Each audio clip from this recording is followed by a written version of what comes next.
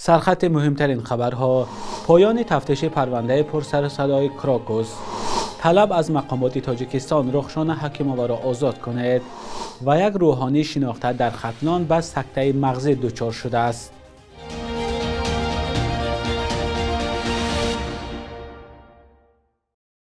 درود بینندگان عزیز، با آخرین خبرهای تاجیکستان و جهان در خدمت شما هستیم. امروز 7 فوریه سال 2025 است.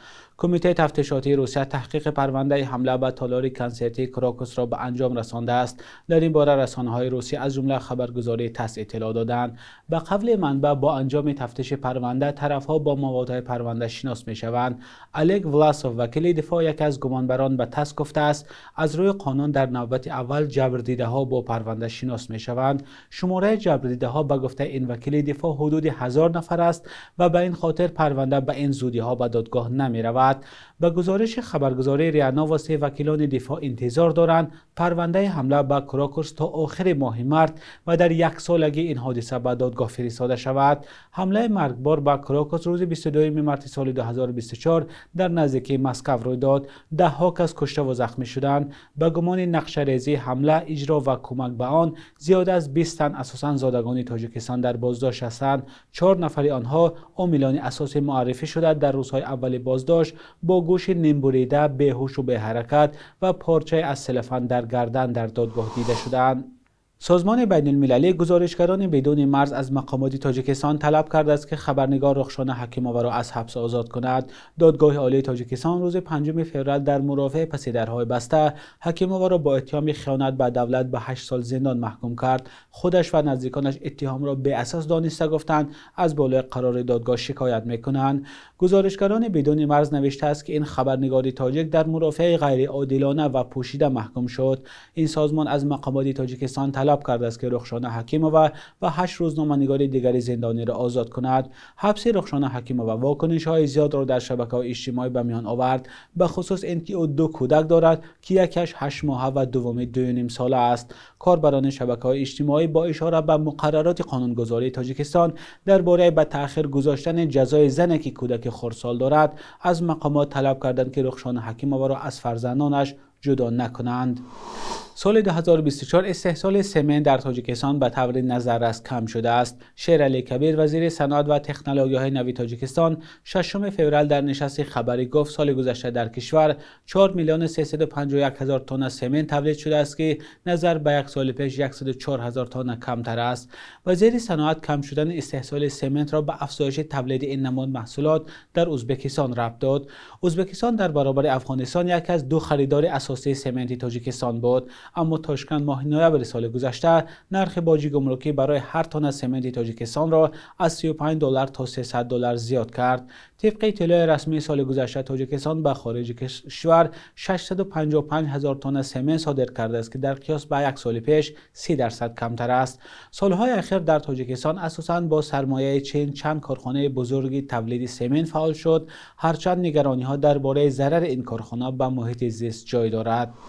ایشان سیجان ساربانخوجه از روحانیان شناخته در جنوب تاجیکستان به سکته مغزی دچار شده است و پزشکان احوال او را وزنین میگویند.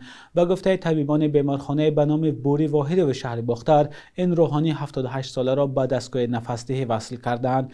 یک پزشک این بیمارخانه 6 فوریه به رادیوی آزادی گفت ایشان سیجان ساربانخوجه 2 ماه اخیر در منزلش بیمار بود و چند روز پیش به سکته مغزی دچار شد. سیجان ساربانخوجه از روحانیان معروف در ولایت ختلان است که همیشه با رسانه‌ها صحبت میکرد. از جمله این روحانی سال 2015 و در اوج پیوستن جوانان تاجیک به گروه تندرو دولت اسلامی گفته بود در سوریه جهاد نیست. او همچنین بارها گفته است که روحانیان باید در جامعه نقش مهم داشته باشند. دادستان تفتیش پرونده حسن تقایف، سردار پیشین اداره حفظ محیط زیست شهر کلوب را به انجام رسانده است. تقایف به گرفتن پاره، قلابی و برآمدن از حد وکالت‌های منصب گمان زده است. نظر این منصبدار پیشین و نزدیکانش به اتهام معلوم نیست. محمود جان رحمتزاده با جزئیات بیشتر. دادستان شهر کلوب نسبت حسن تقایف، سردار پیشینه شعبه حفظ محیط زیست شهر کلوب، با اتهام برآمدن از وکالت‌های منصبی ماده 316 گرفتن پاره ماده 319 و قلابی ماده 247 پرونده جنایتی باز کرده است. مقامات دادستانی کلوب میگویند تقایف به حبس گرفته شده است و تفتیشات به انجام رسیده است. در نسبت تقایف حسن مدیر شعبه حفظ محیط زیست شهر کلوب از جانب پروکراتور شهر با مدعاهای 316 قسم 1 319 و 347 سه مدت پرونده جنایتی آغاز شد. نسبت به مورد شورای تشکیلی در نهاد حبس بهشتی تحقیق و پرونده بعد انجام تفتیش برای بررسی به سود ارسال گردیده است. عین حال مورد بررسی سود قرار داده پرونده. در صورت اثبات شدن گناهش به تقایف تا 10 سال حبس تهدید میکند. حسن تقایف تا تعیین شدن به وظیفه سردار شعبه حفظ محیط زیست شهر کلوب در ریاست حفظ محیط زیست منطقه کلوب کار میکرده است. برخی از همکارانش او را شخصی صادق به کار میشمارند و میگویند از بازداشت او تا حال در حیرتند. سردار نوی ریاست حفظ محیط زیست منطقه کلوب گفت که حالا به جای او کسی دیگر تعیین شده است. که من در من هست خطا نکنم یک مدت معینی فعالیت خودش رو در ریاست حفظ محیط زیست در منطقه کلوب این فعالیت میکرده است و با اینکه نورسایی نمان مسائل کادری اونا که وابسته میکنند در شعبه حفظ محیط زیست در شهر کلوب. نظر نزدیکان تقایف درباره پرونده تا حال معلوم نیست، ولی بازداشت منصبداران در منطقه کلوب بار اول نیست. در سالهای اخیر چندین منصبدار محلی با جرم‌های فساد، سوء استفاده از وظیفه و دیگر جنایت‌ها به زندان محکوم شدند.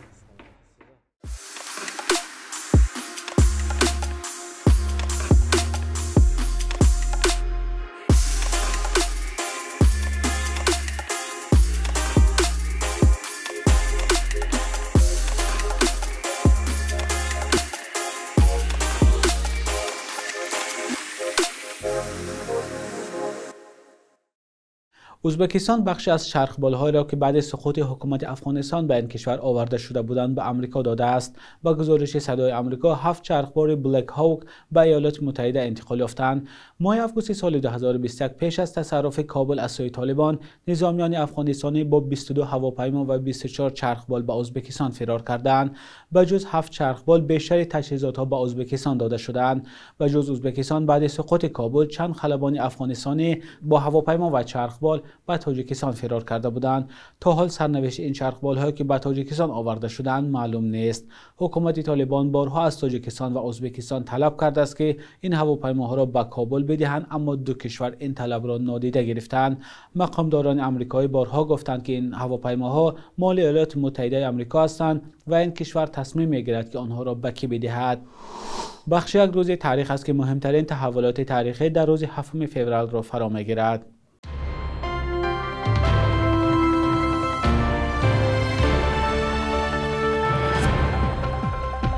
7 феврали соли 2013 нахуст вазири пешини Тоҷикистон Абдумалик Абдуллоҷонов дар Украина боздошт шуд. Додгоҳ гуфт ки мақомоти Тоҷикистон истирдоди ӯро талаб карданд. муҳокимат 2 моҳ тӯл кашид ва Абдуллоҷонов ҳамчун шахси дорои ҳаққи паноҳандагии сиёсӣ дар Иёлоти Муттаҳидаи Амрико озод шуд.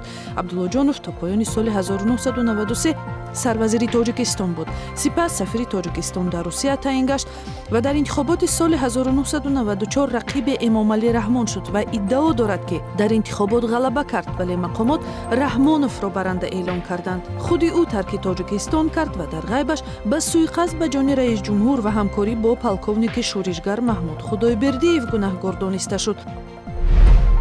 7 феврали соли 2018 парлумони Тоҷикистон бо тағйиру иловаҳо ба қонуни интихоботи президентӣ розӣ шуд ва имкони дар интихобот номзад шудани довталабонро на 35 балки 30 солагӣ фароҳам кард.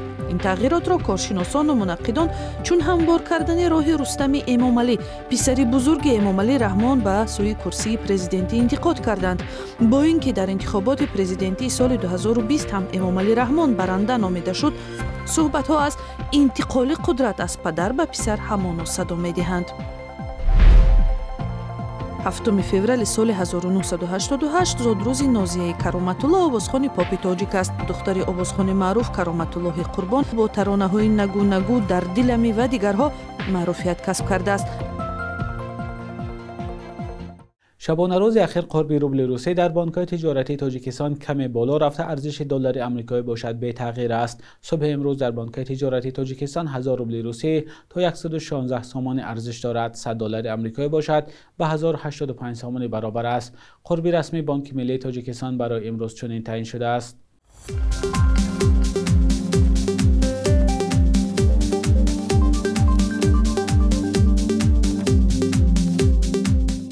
بینندگان عزیز، این آخرین برنامه نوی در هفته روان بود. در روزهای استراحت لطفاً خبرهای آخرین را از سامان رادیوی آزادی با نشان آزادی.org مطالعه کنید. تا هفته آینده خدا نگهدارتان.